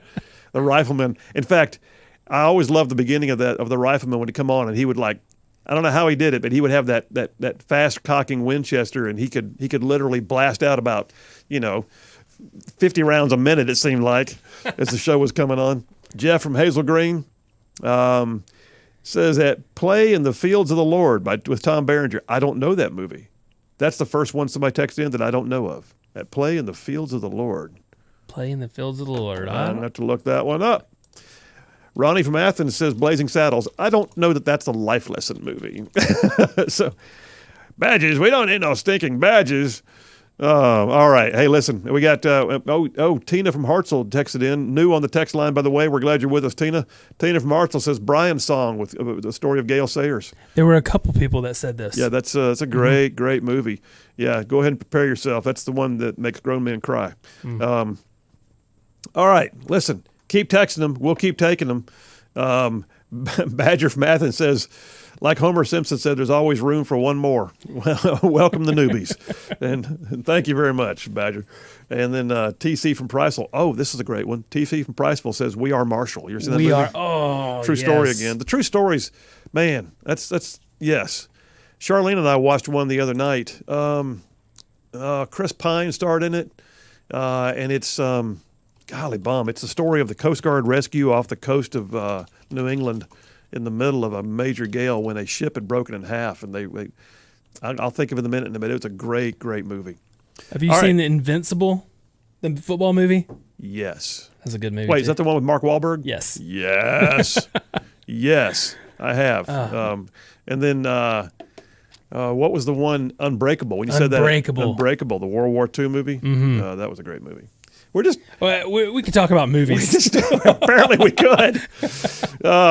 Wow. Hey, listen, we got this segment we do periodically. Let me get back into the show here a second. Not that, anyway, the bottom line is that's what the show does. I guess we interact with our listeners as much as anything. But we got a segment we do periodically where I'll be going through the news and I go, that's about the most wokest thing I've ever heard. That's some wokeness. Look at that wokeness. And next thing I know, I realize I've got an entire segment of wokeness that I can put together because it's all things that happen, and we like to call it Adventures in Woke World. Hit it, Boomer. Adventures in Woke World. Yes, indeed. Brace yourselves. Some of these stories will be the kind that make you roll your eyes. Others will make you laugh. Sometimes you want to throw something at the radio or just roll your eyes. But all said and done, wokeness is in every facet of our society, doing what it can to steal our values. And we are not going to let it happen. Story on the National Review. If you haven't heard this story, this is Woke World. This is the kind that makes you want to throw something at the radio. National Review has a piece, and I've seen the story, but this is the one that I pulled. National Review came out February 16th. That'd be 5 days ago. A British woman and a priest at separate times were acquitted of charges for praying outside of an abortion clinic. Praying. If you haven't seen the video, I'll tell you, I saw it several weeks ago, and it just blew me away. A woman was standing there quietly on the street. She wasn't doing anything. She was just standing there. Somebody complained. Really? Yes. 2 police came up. The video shows her standing there and the police saying, "Ma'am, what are you doing?" I'm just here. And she basically was very calm. She didn't do anything. They arrested her because she was in a no praying zone, basically. I kid you not. She was praying quietly against the abortion clinic that was across the street. They took issue with that. And so the police were sent. And they asked her what she was praying, and she said, "Well, I'm praying quietly inside my head." She wasn't praying out loud. She wasn't being demonstrative. She was carrying no signs. She was by herself. And they arrested her. Her name's Isabel Von Spruce, a British woman who was arrested last year for praying silently outside an abortion clinic in Birmingham, in Birmingham, England, has been formally acquitted of all criminal charges. The ruling was handed down Thursday morning by Birmingham magistrates' courts, according to the Alliance Defending Freedom in the UK, because they represented her. She said, "I'm glad I've been vindicated of any wrongdoing, but I should never have been arrested for my thoughts and treated like a criminal simply for silently praying on a public street." So she was arrested in what the Birmingham local city council had designated as a, quote, censorship zone. In other words, they're allowed to censor you in this area. And it said that she was charged with, quote, you ready for this? Protesting and engaging in an act that is intimidating to service users.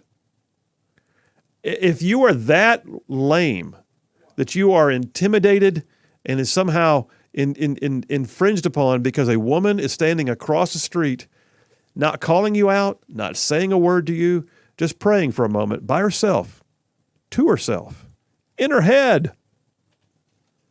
Well, a local priest was also arrested, though, and he was acquitted of charges on the same day. I hope the courts are looking at the Birmingham City Council and going, fix yourself, please. You can't keep sending people to us because they didn't think the way you liked them to think.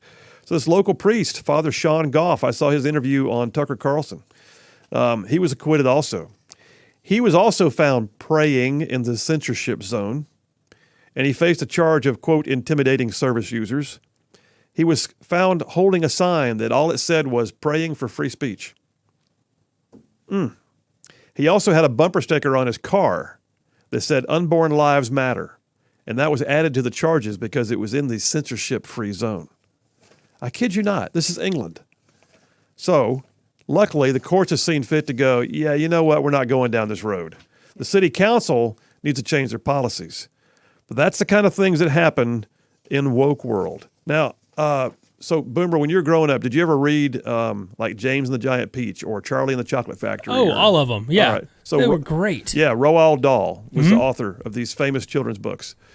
Well, you'll be happy to know, as the parent of small children, that some of the offensive language has now been taken out of Roald Dahl's famous books. Wow. Oh, yeah. Really? Yeah, bro. Oh, thank you. Come on, story on Daily Wire. Dated yesterday, actually. The publisher of Roald Dahl, the famous children's author who wrote books like Charlie and the Chocolate Factory, Matilda, James and the Giant Peach, the BFG, among other works, has now collaborated with a group called Inclusive Minds. Inclusive Minds is an organization that monitors children's literature for inclusion, diversity, and accessibility. Very important. All the changes to these books that have been made with Inclusive Minds helping with the editorial, or the editing, And they said they were small and carefully considered changes.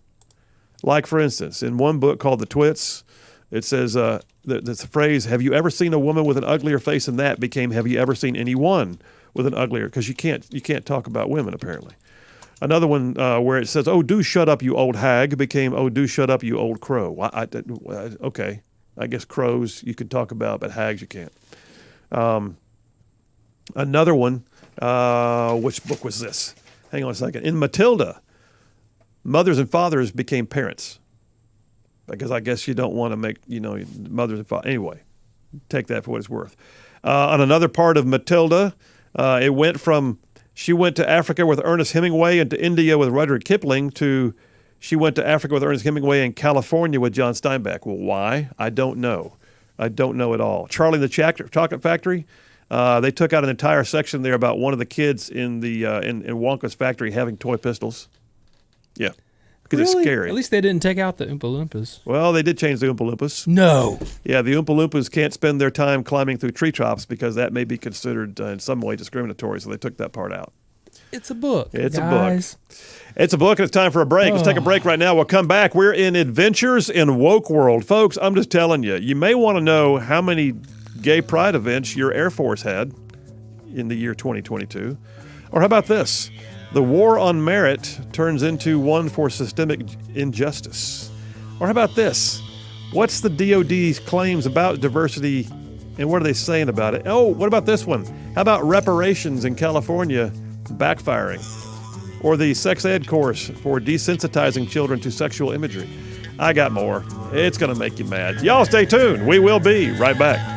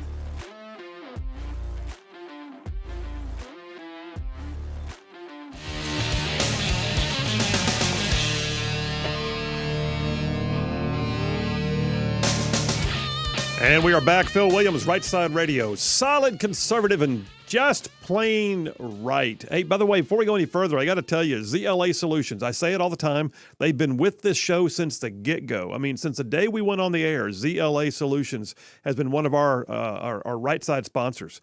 And folks, they just had the biggest year they've ever had. I mean, so they do a lot of business end solutions. They can help you with your sorting and containment, your quality control, your logistics, your warehousing.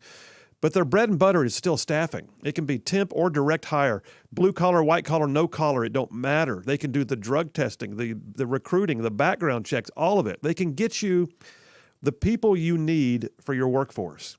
Onesies and twosies with special niche skills, or literally an entire shift full of people. And they're doing it for major employers all over Alabama and really beyond. Now, they've got a major push right now, too. They're hiring right now for a serious batch of white-collar, high-tech jobs at a new facility out at Redstone Arsenal. So if that fits you, you might want to check out their website, zlausa.com. But then again, it could be anything. So yeah, zlausa.com is the website. ZLA Solutions, doing an epic good job at putting jobs and people together. Check them out. And by the way, tell them you heard about it on Rightside Radio. I would greatly appreciate it. Boomer, the text lines just keep going, man. And got some great... By the way, John from Huntsville just texted in. Talk about the segment we had with Elena Santilli a few minutes ago about, her son and building that facility that's underway right now, Dovetail Landing. He says, Phil, I hope crying doesn't make me less of a man because I couldn't quit tearing up during that last segment. And that would make two of us, John. I had me several moments where I was struggling to get the words out. Back to the movies that people are saying you gotta have your son watch this movie growing up. Well, Allison from Madison, she hit one of the very first ones we mentioned, Rudy. Absolutely, Allison. Yes. I agree. Lee from Huntsville just texted in. Oh, wait, hang on a second. I already read that one. 1893, she says the series. Danny from Decatur, remember the Titans. Oh, Remember the Titans. How did I not already have that one down? Don't know. I don't know either. Jeremy from Huntsville says the Spartacus with Charlton Heston. That's reaching way back, man. Well, that's good stuff. I got a Lee from Decatur. Tears of the Sun. Have you seen that movie? Yes. Tears of the Sun. Just going to say, man, Bruce Willis in his prime. That's a good one. Amanda from Oh, my gosh. How did I forget this? Amanda from Hackleburg. It's one of my favorite movies of all time. Uncommon Valor.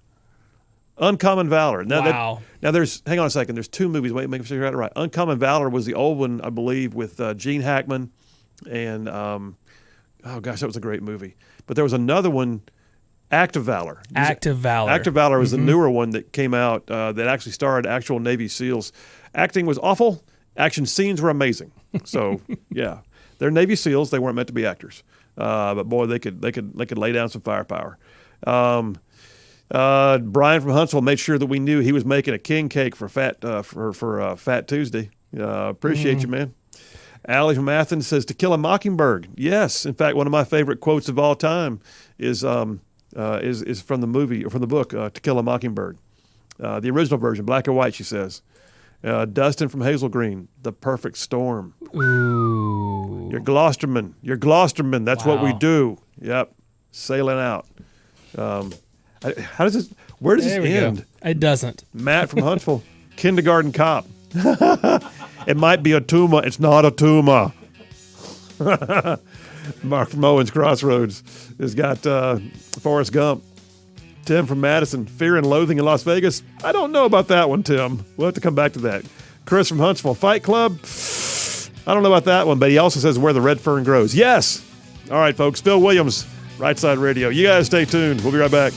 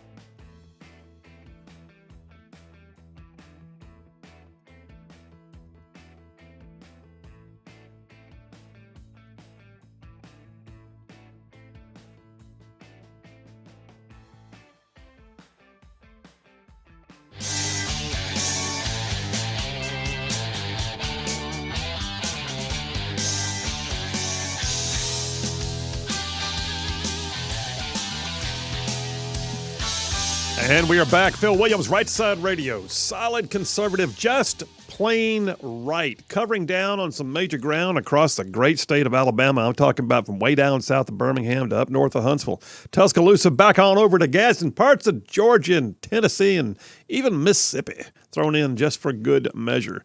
Call on line one. I'll do that real quick. Oh, is that Brian? Brian from Huntsville. How you doing, buddy? Doing well, except I found out apparently what I'm giving up for Lent is any of the old books I used to read in movies and everything because you're forcing me to. Yeah, well, they're all being wokeified, so it's safer to read them now for you, brother. What was it, about 25 years ago, I do believe, when Song of the South, they stopped producing it before CD movies on CD and DVD were available. Yeah, and it was only on tape, so I had to convert my tape to one. It doesn't look that great, but preservation of history, I got it. So you got basically a bootleg copy right now, is what you're telling me. Well, no, it's not a bootleg because I paid for the tape initially. I transferred it from one format to another since I bought it. And what was on there, the licensing is still mine. I just can't distribute it. My favorite books when I was a kid was all the stories from Song of the South. I had the illustrated Disney style book of Song of the South, and it was great. I loved that book. Oh yes, I remember that book growing up as a kid too. I love that one. But poor Walt. I meant if we could put a turbine on his body spinning in the grave, we could probably power half of Florida and more. I am pretty sure that John F. Kennedy and Walt Disney both would be of a different mind than the folks that they align with by name right now. Well, in any case, thank you, and y'all have a blessed day. All right, brother. Take care. The text line is still blowing up.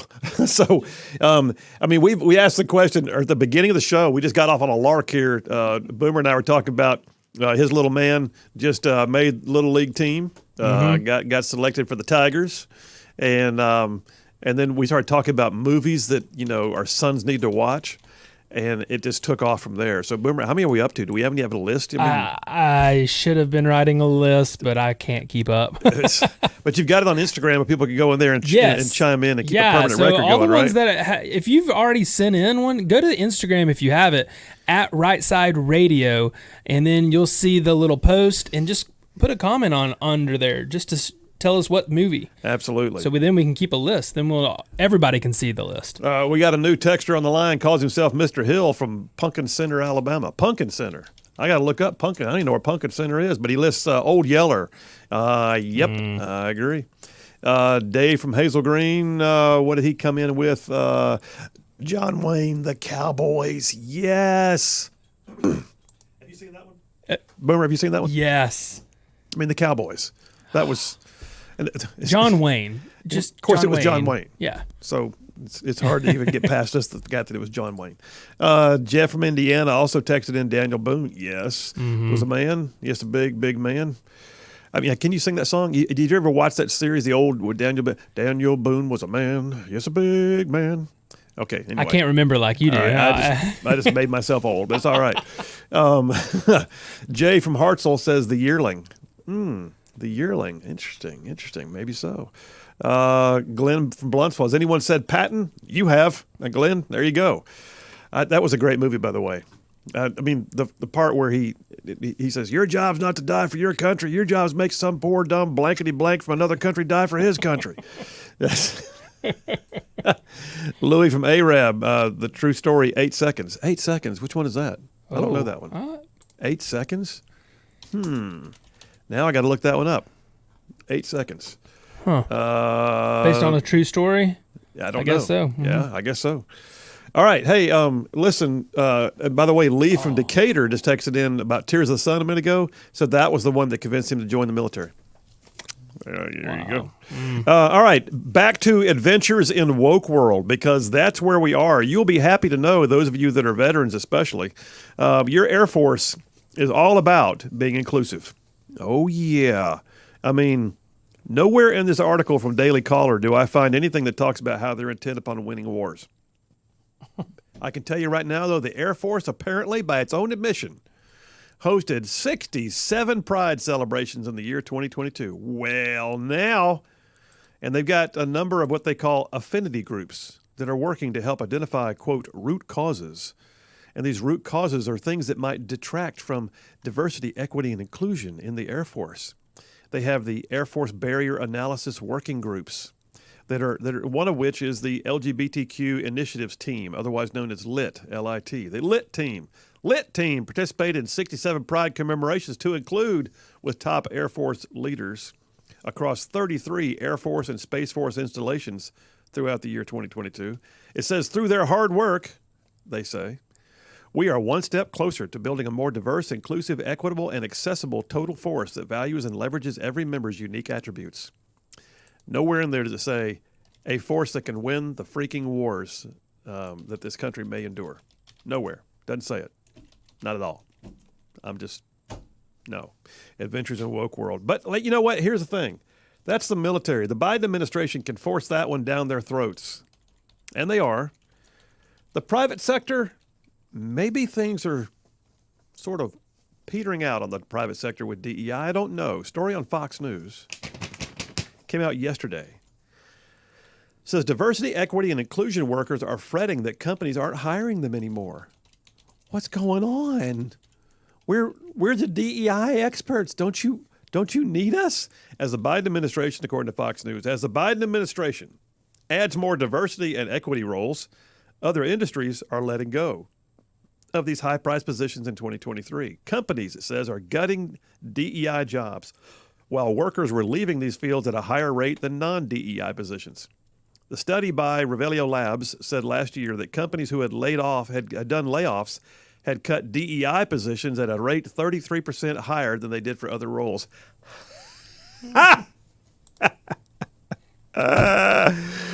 It says DEI facilitators were commiserating together on Twitter over the increasing trend, arguing their jobs are essential for equity in the workplace. One said, I had 30 speaking engagements last February. This month I only had 5.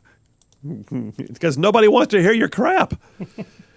One of them said it's time for companies who cut DEI positions to begin to recommit to the cause. Recommit. Get on board, buddy. Recommit to the cause. These employees need safe spaces. It's tied to their productivity. No, actually, it's not. Productivity is based upon merit. Productivity is based upon hard work. Productivity is not based upon the color of your skin. It's not based upon your gender or your gender identity. It's not.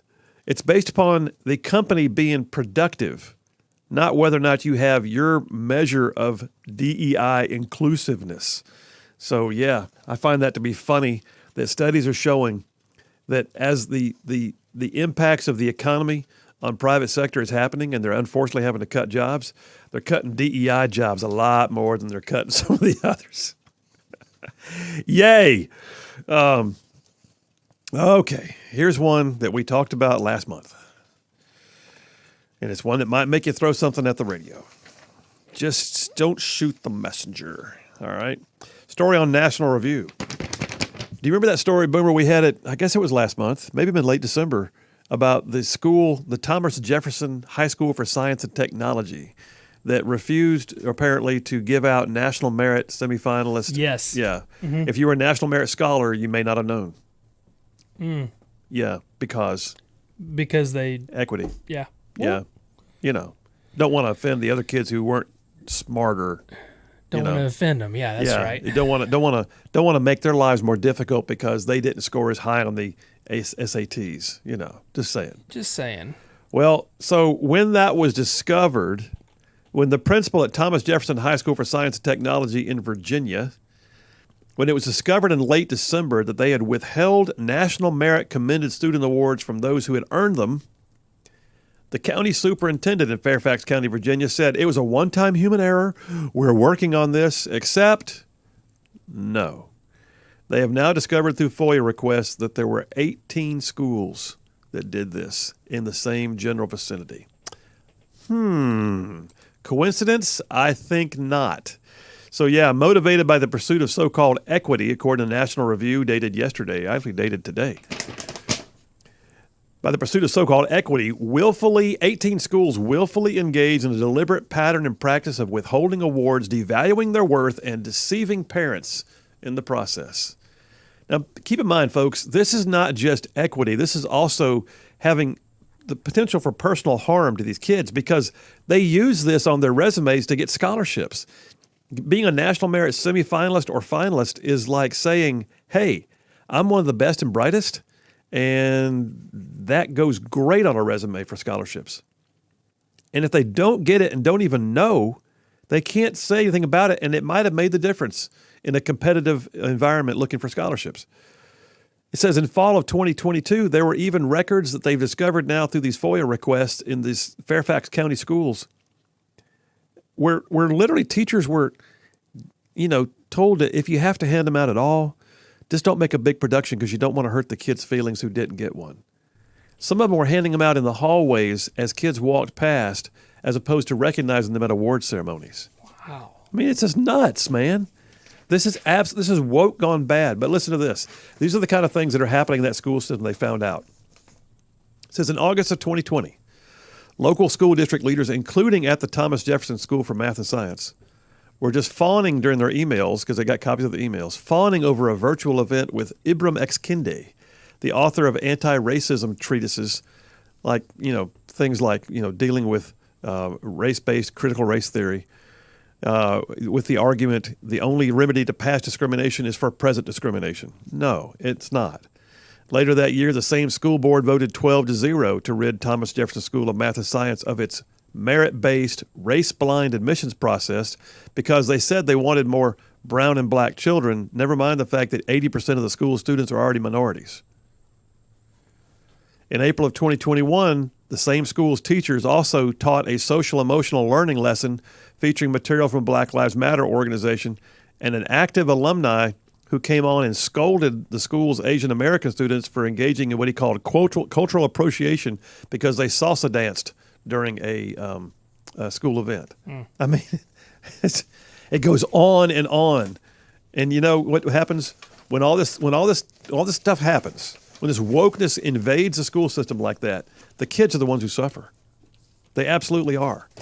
Not the least of which are those kids who should have been notified that all their hard work and efforts to become a national merit finalist, it paid off. They just didn't know it because the schools, 18 schools, didn't tell them. All right, Boomer, take me to the last break of the day, man. Oh, my gosh, the stuff that I've got here. Stuff in Adventures in Woke World. It almost makes me tired reading some of this stuff. But I'm doing it for y'all. You guys stay tuned. We will be right back.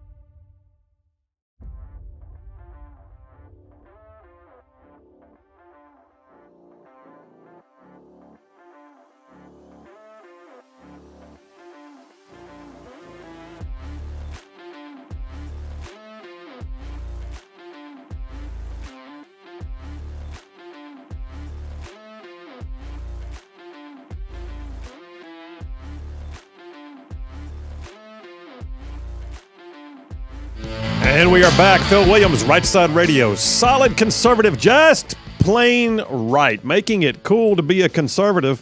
Hey, listen, Just Love Coffee Cafe. 2 locations in our listening area. Oh, man, you got to check them out. I'm just saying. So I said this a few weeks back, and I actually had somebody send me a picture saying, I did it, and I guarantee you they were. So here's the deal. You want to be a hero tomorrow morning at work, right? It's midweek. Tomorrow's Camel Day. We'll play the camel. But in the morning, maybe you're the hero. You stop by Just Love Coffee Cafe in the morning. Just either one of our locations at Hughes Road in Madison, South Parkway in Huntsville. And you not only treat yourself to a breakfast off their amazing menu or a big old cappuccino or espresso or a fresh cup of steaming black, light, medium, or dark roast coffee, but then you become the hero for the office. And you get their barista box. And so, yeah, you go ahead and get a barista box of their award-winning coffee and take it to work with you. And you walk in and you say, hey, nobody has to get that tired old coffee from the nasty old coffee maker down the hall in the break room. I got you covered. And you brought the barista box of Just Love Coffee to the office. And yes, you are the hero of the day. The other day when I did that, I had somebody sent me a picture. They went by, got 3 barista boxes and like a whole rack of Danishes or something to take with them. So just check it out. Just Love Coffee Cafe, 2 locations, one on Hughes Road in Madison, the other on South Parkway in Huntsville. And do me a favor, when you're checking out, tell them you heard about it on Rightside Radio. All right. Boomer, there's not a call on the line right now, is there? I've still got, okay, sir, that's, there is that's, not. That's right. That's from earlier. Yeah. There's been so much stuff happening in woke world. This is the section that we do where we look around the world and the news cycles and the different stories. And I find the stuff that sometimes it makes me roll my eyes. Sometimes I just want to throw something. Other times I'm laughing. But listen, it's all adventures in woke world. And so this is, by the way, for who was it that said a minute ago I didn't get to the third? Was it JT from Lacey Springs? Yeah, I did. This is my third dipper, JT. I made all 3. All 3 dippers all today. 3 dippers. Activists, Breitbart has a story here dated yesterday. Activists are upset as a black family sells its reparations lands back to the government. Okay. Now, this is an interesting story because I will tell you, I'm not a fan of the ridiculous idea of reparations for the descendants of slaves these 150 years later. I don't see that as being workable. Now, if you were a slave, I'm all for you getting some reparations. But if you weren't a slave, then don't bother calling. But this is an interesting story. So the Bruce family, a black family in Los Angeles area, they had apparently owned some beach resort land in like around 1912. They had a beach resort back then because of, segregated society. It catered to black clients. And the city then used eminent domain to seize that beachfront property. I don't know exactly what year, but it was early in the last century. And then the land was dormant because the city didn't wind up doing much with it until around 1960. They built a city park, but then they wound up closing that down. And all said and done, in 2022, after a number of activists had gotten involved in things, the city decided to go ahead and deed the land back over to the Bruce family. And they apparently had I'm not mocking this, I'm saying they literally had a very apparently emotional public ceremony. However, the New York Times has now reported the family has decided to go ahead and sell the land back to the county and make like $20 million off of it. And activists are now mad because they feel like they've been taken advantage of. That's capitalism, dude. I'm just saying. What'd you expect them to do? Let's hold the land and pay taxes on it annually. No, you got to make $20 million. My gosh. Anyway, reparations, no. This case was interesting. How about this one? RedState.com.